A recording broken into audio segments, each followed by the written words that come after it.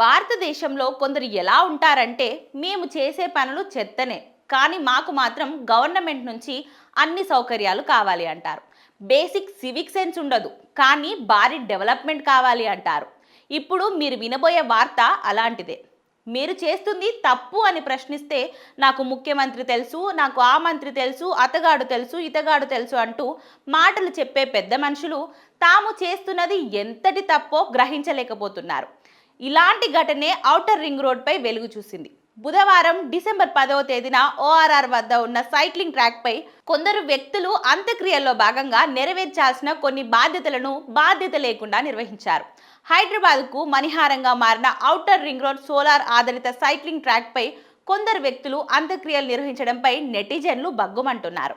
రోజు సైక్లింగ్ చేసేవారు ఇదేం పని అని అడిగితే తనకు సీఎం తెలుసంటూ వీరిని భయపెట్టే ప్రయత్నం చేశారు. ఈ వీడియో ఇప్పుడు సోషల్ మీడియాలో వైరల్గా మారింది. ఒక వ్యక్తి చనిపోయినప్పుడు హిందూ సాంప్రదాయంలో భాగంగా తలనీలాలు అర్పిస్తాం. అయితే తలనీలాలను సైక్లింగ్ ట్రాక్పై అర్పించడాన్ని సైక్లిస్టులు నెటిజన్లు తీవ్ర అభ్యంతరం వ్యక్తం చేస్తున్నారు. బాధలో ఉన్న ఆ కుటుంబానికి సానుభూతి తెలుపుతూనే సైక్లింగ్ ట్రాక్పై ఇలాంటివి చేయడం సరికాదని చెప్తున్నారు. ఇది సైక్లింగ్ ట్రాక్, ఇలాంటివి ఇలా చేయకూడదని సైక్లిస్టులు అడ్డుపడినప్పుడు అందులో ఓ వ్యక్తి నాకు సీఎం రేవంత్ రెడ్డి తెలుసు, వారు మా బంధువులంటూ సైక్లిస్టులను బెదిరించే ప్రయత్నం చేశారు.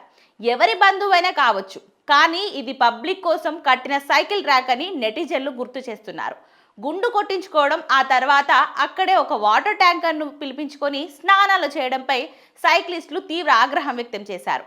అంత్యక్రియలు నిర్వహించేందుకు చాలా ప్రాంతాలు ఉండగా ఇలాంటి పబ్లిక్ ప్లేసెస్ను వినియోగించుకోవడంపై నెటిజన్లు తప్పుపట్టారు.